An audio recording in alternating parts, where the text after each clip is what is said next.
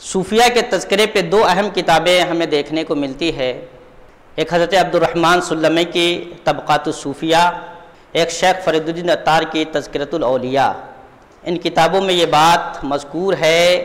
کہ حضرت شیخ ابراہیم بن ادہم رحمۃ اللہ تعالیٰ علیہ امام اعظم کی صحبت میں بیٹھنے والوں میں سے، امام اعظم ابو حنیفہ رحمۃ اللہ تعالیٰ علیہ کی صحبت میں بیٹھنے والوں میں سے،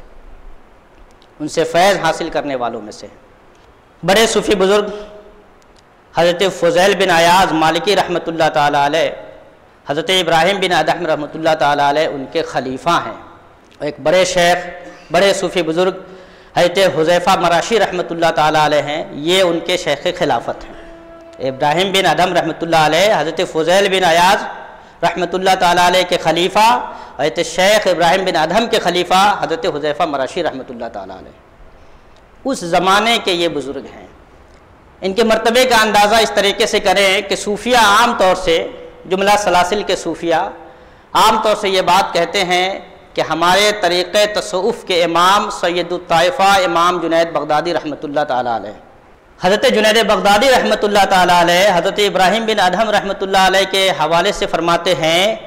کہ مفاتیح العلوم ابراہیم بن ادہم، ہم نے حدیث سنی ہے، آپ نے حدیث سنی ہوگی، پڑھی ہوگی، اللہ کے نبی صلی اللہ علیہ وسلم ایک حدیث فرماتے ہیں انا مدینۃ العلم و علی بابہا، میں علم کا شہر ہوں، علی شہر علم کے دروازہ ہیں۔ حضرت جنید بغدادی فرماتے ہیں مفاتیح العلوم ابراہیم بن ادہم، علوم کے خزانوں کی کنجی ابراہیم بن ادہم رحمۃ اللہ تعالیٰ علیہ۔ جب میں نے صوفی کی حیثیت سے تعارف کرایا تو طالب علم نے کہا کہ ہمیں یہ تصوف سمجھ میں نہیں آتا ہے، تصوف ہے کیا چیز، یہ کیا لوگوں کو سکھاتا ہے، خانقاہ میں آنے کا فائدہ کیا ہے، خانقاہ لوگوں کو کس طریقے سے تیار کرتا ہے۔ تصوف کے حوالے سے حضرت شیخ ابراہیم بن ادہم رحمۃ اللہ علیہ فرماتے ہیں التصوف التکریم والتسلیم، تصوف یہ ہے کہ انسانیت کے ساتھ، تکریم کے ساتھ، عزت کے ساتھ، محبت کے ساتھ، پیار کے ساتھ، شفقت کے ساتھ پیش آیا جائے اور اللہ تبارک و تعالیٰ کے حوالے اپنے آپ کو کر دیا جائے، ساری انسانیت کے ساتھ، ساری خلق کے ساتھ، تمام انسان کے ساتھ، بلا تفریق مذہب و ملت، بلا تفریق نسل و ذات، علاقہ، ساری انسانیت کے ساتھ محبت سے پیش آیا جائے،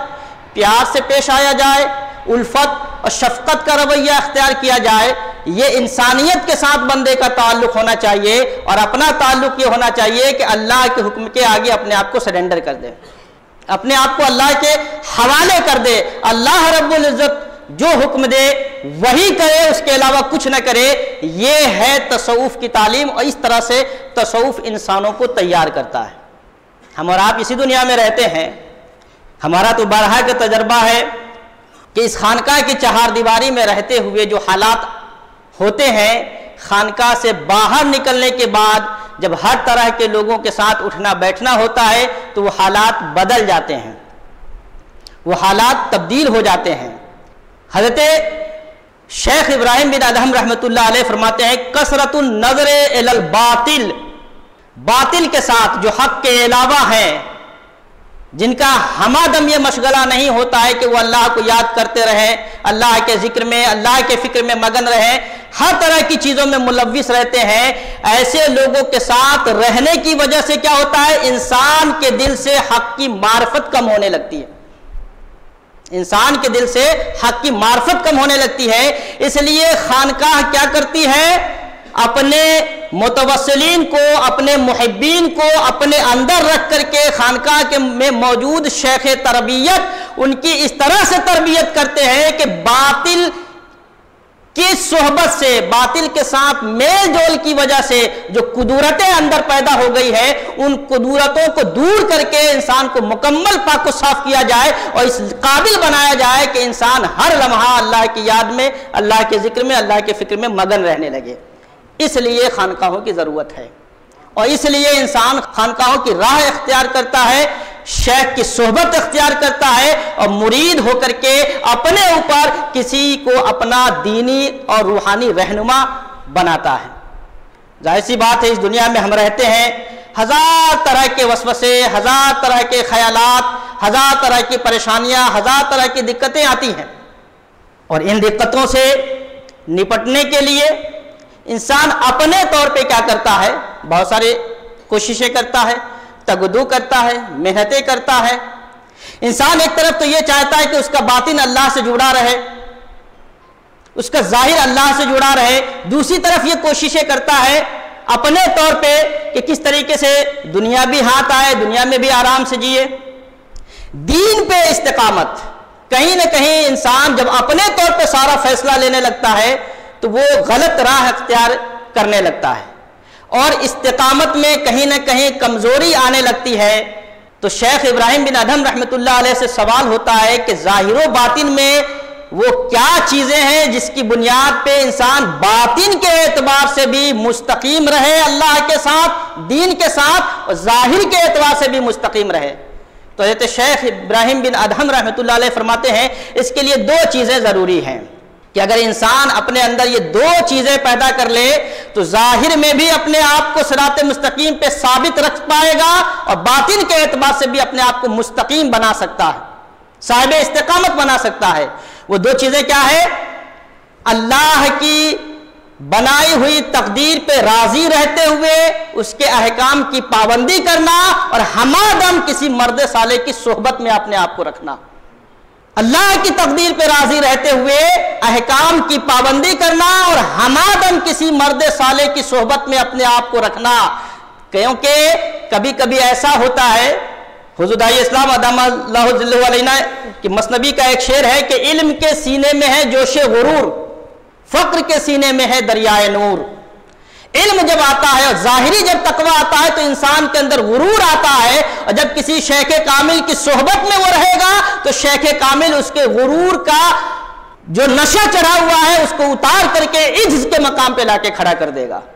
اس لیے ضرورت ہے کہ ظاہری تقوی بھی ہو اور اس تقوی کے ساتھ ساتھ شیخ کی صحبت بھی ہو، تاکہ ہر ڈگر پہ شیخ انسان کی رہنمائی کرے اور اس کو ہر بلا سے، ہر آفت سے، ہر مصیبت سے بچاتے ہوئے اللہ رب العزت کے قرب کی طرف لے جائے۔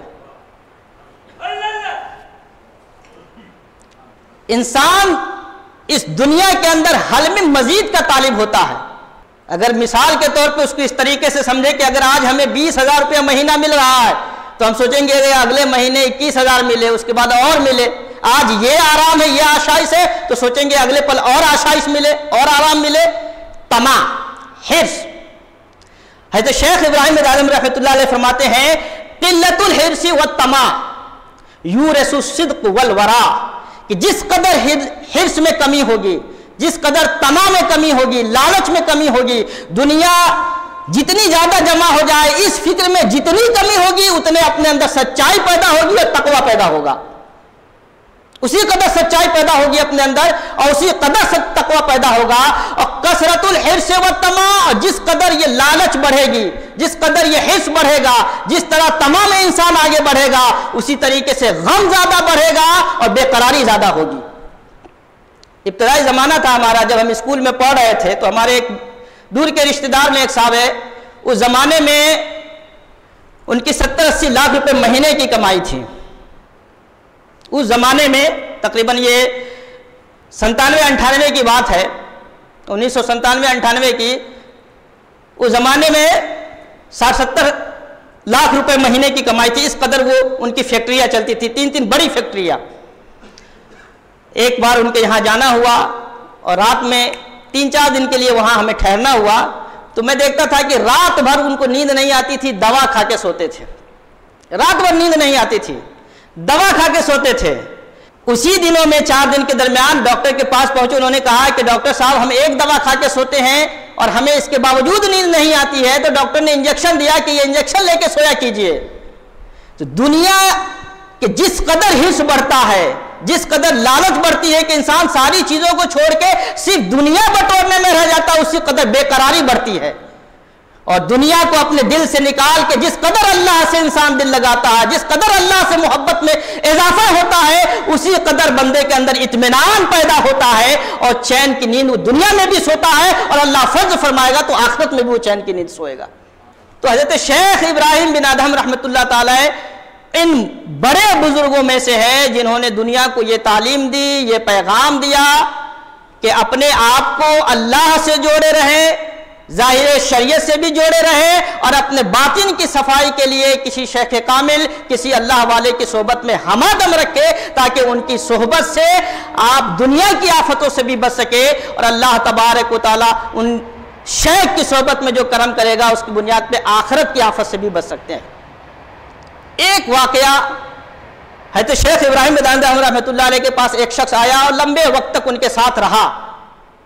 اور جب جانے لگا ارادہ ہوا کہ اب چلے دوسری جگہ، دوسرے شیخ کی، پرانے زمانے میں لوگ اس طریقے سے کرتے تھے،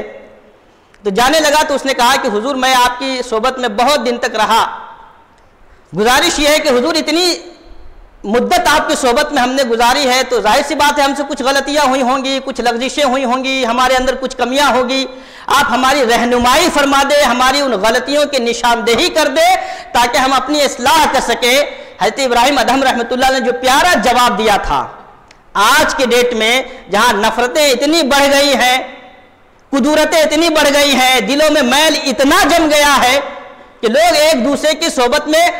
بیٹھ کر کے جب جدا ہوتے ہیں تو عیب جوئی شروع کر دیتے ہیں، غیبت شروع کر دیتے ہیں، دوسروں کے اندر طرح طرح کے نقص بتانے لگتے ہیں۔ حضرت شیخ ابراہیم ادہم رحمۃ اللہ علیہ اس شخص سے کہتے ہیں کہ تم میرے پاس رہے، میرے دوست بن کے رہے، میں تو کبھی اپنے دوستوں کو نگاہ عیب سے دیکھتا ہی نہیں ہوں، اتنے زمانے میں نے کبھی یہ نظر اٹھا کے تم پر نہیں دیکھی کہ تمہارے اندر عیب کیا ہے، میں نے جب بھی نظر اٹھائی ہے تمہارے اندر حسن دیکھا۔ یہاں پہ وہ بات یاد آتی ہے امام شارانی رحمۃ اللہ علیہ کی۔ امام شارانی رحمۃ اللہ علیہ فرماتے ہیں کہ انسان کے اندر دو آنکھیں ہونی چاہیے، ایک حسن دیکھنے والی آنکھ، ایک عیب دیکھنے والی آنکھ۔ حسن دیکھنے والی آنکھ ہمیشہ دوسروں کے اوپر اٹھانی چاہیے، اور عیب دیکھنے والی آنکھ ہمیشہ اپنی طرف اٹھانی چاہیے، تاکہ دوسروں سے حسن لے کر کے اپنے اندر حسن پیدا کرے، اور اپنے عیب کو دیکھ کر کے اس کی اصلاح کر کے اپنے آپ کو منزہ اور پاک بنانے کی کوشش کرے۔ تو یہ حضرات مشائخ